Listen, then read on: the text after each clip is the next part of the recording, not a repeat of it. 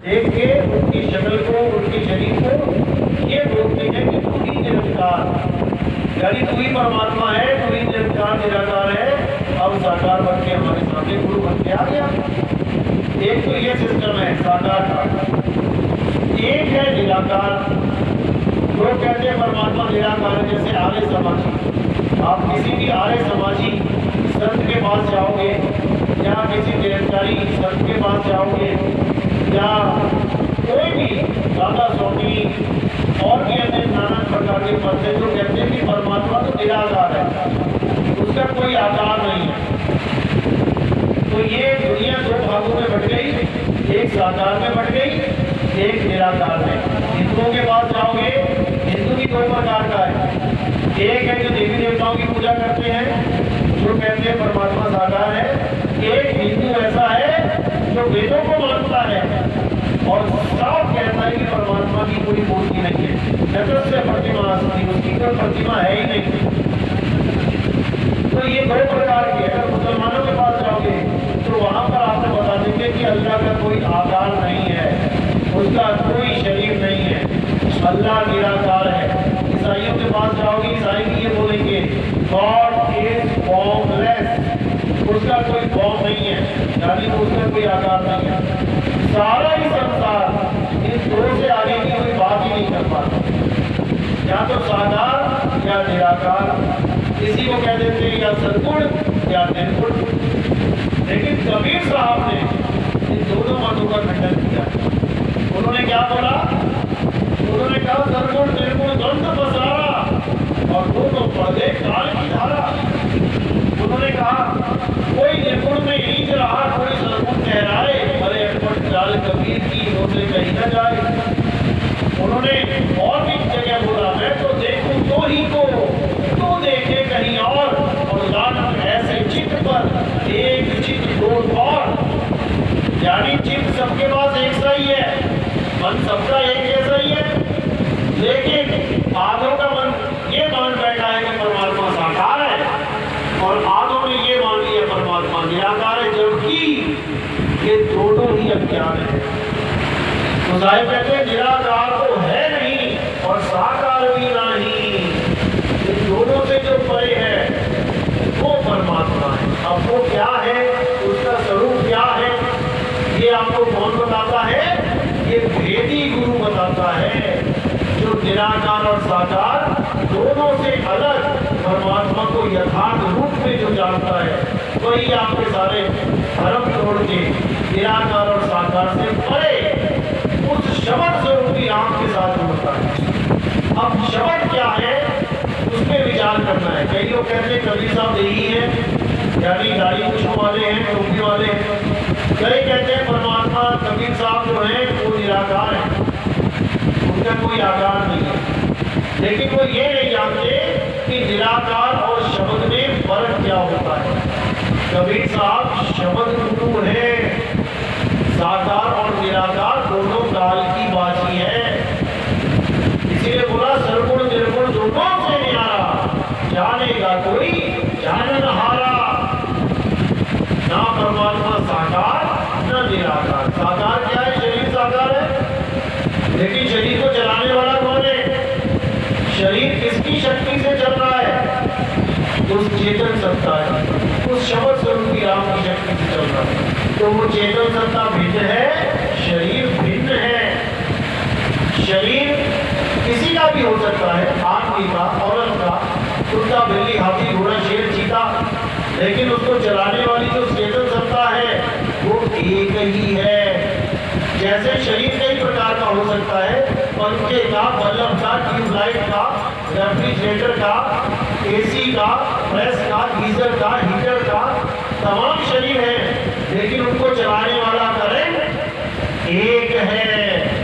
अब करंट को और शरीर को जब तक आप नहीं समझ लोगे कि ये दोनों अलग अलग हैं, जब तक आपकी दुविधा खत्म होने वाली नहीं है।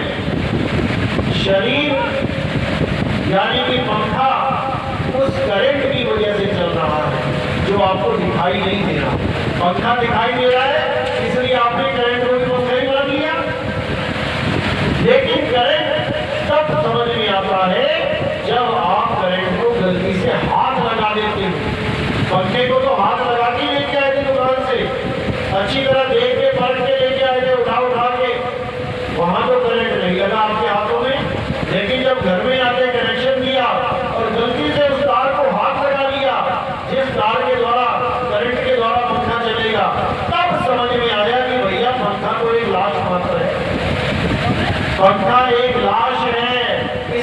को चलाने वाला कौन है? वो चेतन सत्ता है, वो करंट है। इस प्रकार जो आत्मा है वो क्या है? वो करंट की तरह है। और शरीर क्या है? वो पंखे की तरह है। जब तक करंट है ये शरीर चल रहा है, करंट निकला और ये शरीर ढीली हो जाएगा। तो कोई कहे कि शरीर परमात्मा है तो अभी उसे ज्ञान ही नहीं है कि शरीर परमात्मा नहीं हो सकता। शरीर तो माया है।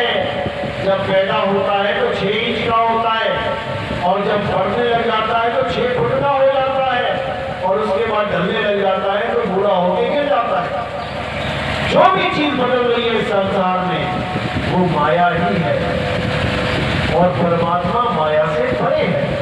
परमात्मा इंद्रियों से परे है। शरीर क्या है? 10 इंद्रियों की एक गठरी है, 5 कर्म इंद्रियां, 5 ज्ञान इंद्रियां। ये 10 को मिला दिया, मिक्स कर दिया, बन गया शरीर। लेकिन जो आत्म सत्ता है वो इस शरीर से परे है, इंद्रियों से परे है, इंद्रियतीत है, गुणातीत है, गुणों से परे है, भावातीत है, भावों से परे है। तो परमात्मा न साकार है न निराकार है, परमात्मा शब्द है। कई संत अपनी आरतियों में ये शब्द भी लिखा पड़ा उनकी आरतियों में, हम है शब्द शब्द हम नाही, हमसे भिन्न और कुछ नहीं, शब्द न फिर से देही, कहे कबीर हम शब्द सने। ये आरतियां गाते हैं लोग, लेकिन कौन इसका अर्थ बताए? जब गुरु ही शरीरों के चक्कर में पड़ गया तो चेला कैसे निकले? इसलिए ये दोनों ही, गुरु और चेला, ये दोनों ही अंत समय में शरीर को ध्याएंगे और शरीरों में ही दोबारा से वास करेंगे। इनकी मुक्ति नहीं हो सकती, इनको वापस आना ही पड़ेगा। तो इसीलिए जब तक आप अपने आप को शरीर मान रहे हो तब तक आप अपने परमात्मा को भी शरीर मानोगे। इसलिए कबीर साहब ने बोला कि शरीरों का ज्ञान त्याग दो, आत्म ज्ञान को पकड़ो। आत्म ज्ञान बिना नर भटके, कभी काबा कभी काशी। आत्म ज्ञान की बात करी है, मंत्र ज्ञान की नहीं करी है। कि लोग सोच रहे हैं हम तो गुरु जी से मंत्र लेके आ गए, पार हो जाएंगे। अरे तंत्र मंत्र सब झूठ है, इनमें न उलझे कोई और सार शब्द जाने बिना ये काला हंस न होए। सार शब्द का क्या मतलब है? जो सब शब्दों का सार है, जो तुम्हारा आत्म स्वरूप है, जीव स्वरूप नहीं। जीव आत्मा से परे जो आत्म सत्ता है, जब तुम उसको जानोगे तब समझ में आएगा कि कैसे उस आत्म सत्ता में परमात्मा का वास है। कहते हैं आत्म में राम, राम में आत्म, चीन से गुरमुख विचारे। आत्मा और परमात्मा दो नहीं है, लेकिन अज्ञानी जीव ये सोचने लग जाते हैं कि नितिन दास कह रहा है कि परमात्मा और जीव एक सत्ता है। ऐसा नहीं है, जीव अलग है, आत्मा अलग है। इसीलिए बोला जाता है जीव आत्मा अलग अलग है, इसीलिए तो एक साथ बोले गए। अगर एक ही होते तो एक साथ बोलने की क्या जरूरत है? क्या हम ये बोलते भैया जल वाटर ले आना या पानी नीर ले आना, वाटर पानी ले आना? हम दो नाम एक ही से एक साथ नहीं बोलते। दो पर्यायवाची शब्द एक साथ नहीं बोले जाते किसी भी भाषा में। अगर हम कह रहे हैं जीवात्मा, इसका मतलब दोनों की अवस्थाएं अलग हैं। जीव अलग है, आत्मा अलग है। लेकिन इस भेद को बताने वाले भेदी सद्गुरु इस दुनिया में मिलने हैं जो इस बात को समझते हैं। इसीलिए साहिब ने बोला, पहले तो जीव का खंडन किया कि जो जीव को परमात्मा मानते हैं। कबीर पंथ में भी ऐसे गुरु बैठे हैं जो जीव सत्ता को परमात्मा मानते हैं। उसके लिए बोला जीव सोई जो जुग जुग जीवे, उत्पत्त परलय माही, देह धरे भर में 84, निर्भय का बहु नाही। जीव कभी निर्भय नहीं हो सकता, वो जीव अवस्था में कभी निर्भय हो ही नहीं सकता। लेकिन बाबा नानक कहते हैं वो परमात्मा कौन है? निर्भय, निर्भय, अकाल मूर्त, जिसको काल छू नहीं सकता। जो निर्भय है, निर्भय है, वो है असली सत्ता। तो कई कहते हैं ब्रह्म परमात्मा है, उसका भी कबीर साहब ने खंडन किया। अरे ब्रह्म बड़ा कि यहाँ से आया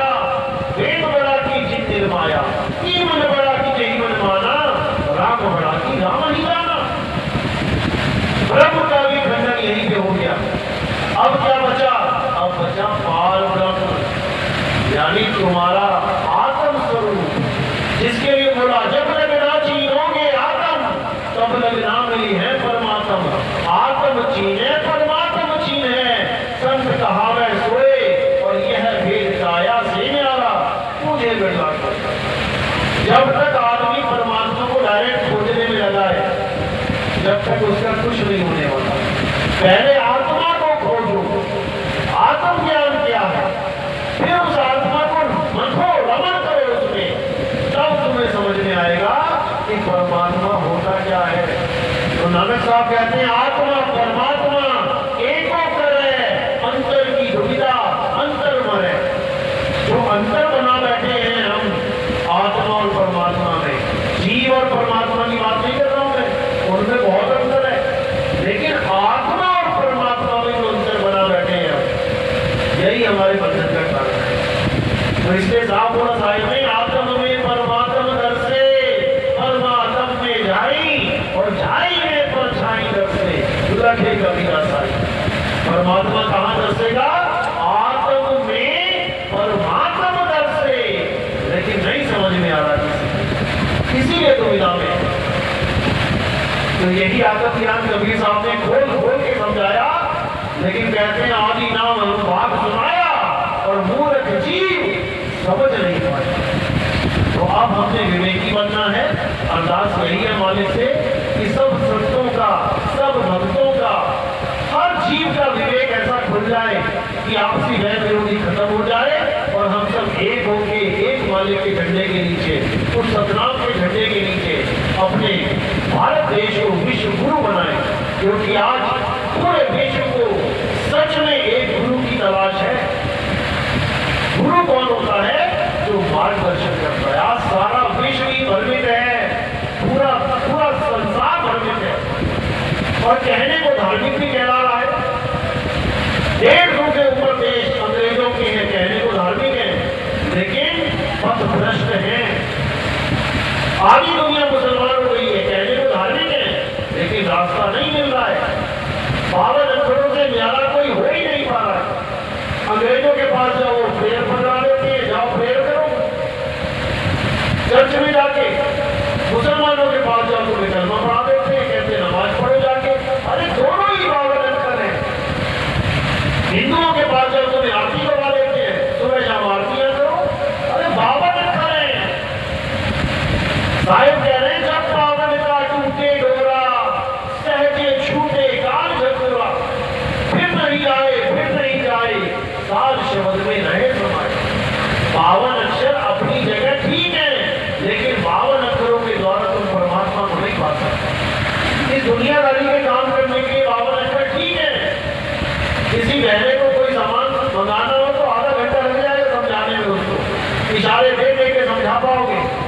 लेकिन अगर उसके कान ठीक जाके तो एक अक्षर बोलो, भैया चप्पल ले आना, उठा के ले आएगा, भैया पानी ले आना, उठा के ले आएगा।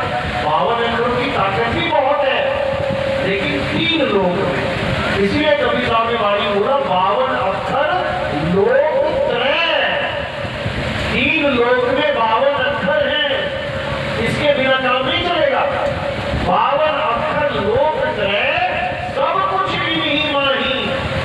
जितना भी 52 अक्षरों का खेल है 3 लोक में भरपूर चलेगा, लेकिन ये अक्षर खिल जाएंगे, वो अक्षर इनमें नहीं। कहो कि परमात्मा को पाने के लिए कोई स्पेशल 52 अक्षर जपो तो परमात्मा मिल जाएगा, नहीं। जिसका खंडन किया वो को कहा ढूंढे बंदे, मैं तो तेरे पास में खोजी हो तुरंत मिल जाऊं, एक फल की तलाश में। नाम है जप में, नाम है जप में। अब जितने भी लोग परमात्मा का नाम जपते हैं, कोई भी ओम कलियम हरियम शरीयम सोहम सत्यम, ओम तत्सत हरे कृष्ण हरे राम, जय कबीर जय सतनाम, ओम सोहम, कुछ भी वो सब जप में आ जाता है। साहिब कह रहे नाम है जप में, नाम है तप में। कोई कहे मैं भूखा रहना शुरू कर दूं, परमात्मा मिल जाएगा। मैं जंगल में भाग जाऊं, परमात्मा मिल जाएगा। मैं आग में चलूं, परमात्मा मिल जाएगा। नहीं मिलेगा, कभी नहीं मिलेगा। मिलेगा, ना हमें तप में तपस्या करने से भी नहीं मिलेगा, ना एकांत निवास में कोई कहे मैं गुफाओं में छूट जाऊं जाके तब मिलेगा, तब भी नहीं मिलेगा। मिलेगा कहाँ? खोजी होए तुरंत मिल जाऊं एक पल की तलाश में, एक पल की तलाश में तुम्हें वो मिलेगा। लेकिन ऐसे नहीं मिलेगा कि एक पल में गुरु के पास आए और एक पल में मिल गया। कैसे मिलेगा एक पल में? जैसे आपका लड़का खो गया, एक हफ्ता हो गया ढूंढते हुए, ढूंढ ढूंढ के तुम्हारी हालत खराब है, तुमने हर जगह ढूंढ लिया, अलग अलग शहरों में ढूंढ लिया, घर वाले परेशान है, बीवी रो रही है, माँ रो रही है, सब रो रहे हैं। इतने में तुम्हें एक फोन आता है, किसी ने फोन किया दिल्ली से, और तुम बैठे कहाँ हो? तुम यहाँ यूपी में बैठे हो। तुम्हें फोन किया है भैया तुम्हारा लड़का मैंने देखा लाल किले के गेट पे खड़ा है, वो आए। अब तुम्हें वो लड़का मिल गया एक ही पल में, क्योंकि तुम्हें उसका एड्रेस मिल गया। अब जैसे तुम्हें पता लगा तुमने सबको फोन कर दिया, दोनों रो रहे थे, बीवी बच्चे। हाँ अरे भैया रोने की जरूरत नहीं है, लड़का मिल गया। अब मिल गया कोई बात थोड़ी नहीं है, तो घर से फोन पे बात दोबारा बोला गया वहां से, क्या लड़का तुम्हारे पास आ गया, तुम्हारे हाथ में है? कहता हाथ में नहीं है, लेकिन मिल गया। अब हमें कहीं ढूंढने की जरूरत नहीं है, अब हमें पहुंचने की जरूरत है। जो हमें भेद बताया गया हमें वहां पहुंचने की जरूरत है। ढूंढने वाला काम खत्म हो गया, अब पहुंचने वाला काम शुरू है। तो कह रहे खोजी होए तुरंत मिल जाऊं एक पल की तलाश में। मिल गया एक पल में, क्योंकि गुरु मिल गया। लेकिन अब आगे क्या है? कहे कबीर सुनो भाई साधो, मैं तो हूं विश्वास में। अब मैंने पूरे विश्वास के साथ अपने गुरु के बताए हुए रास्ते पे, उस लक्ष्य पे मैंने पहुंचना है, और पूरे विश्वास के साथ। अगर तुम्हें पूरा विश्वास नहीं है उस बंदे पे जिसने तुम्हें एड्रेस बताया था लाल किले का, तुम रास्ते में से भी वापस आ जाओगे। अरे क्या पता झूठ बोल रहा हो, तुम्हें विश्वास नहीं है तुम वापसी कर लोगे रास्ते से। लेकिन अगर तुम्हें पूरा विश्वास है कि जिस बंदे ने मुझे फोन किया है वो झूठ बोल ही नहीं सकता, तब तुम पहुंचो। और जब वहां पहुंच जाओगे तब तुम्हें समझ में आएगा कि असल में परमात्मा क्या है। यहाँ एक दूसरे को बताने से समझ में नहीं आ सकता कि गुरु ने कान में फूंक मार दी, मंत्र दे दिया, ये है परमात्मा, इससे मिलेगा, नहीं मिलेगा। ये सब भेद है।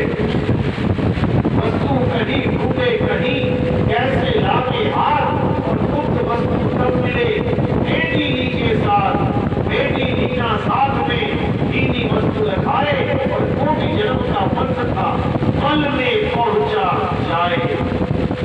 तो इसको समझना पड़ेगा। तो परमात्मा ना साकार है ना निराकार है। जो लोग ये मान के बैठे परमात्मा साकार है, सतलोक में बैठा है, उन लोगों को समझने की बहुत जरूरत है कि अगर वो सतलोक में बैठा है तो मेरे घट में कौन बैठा है? जिसको बोला घट घट मेरा साइया, सोनी सेज न कोई, बलिहारी व घट की जिस घट पर घट होए।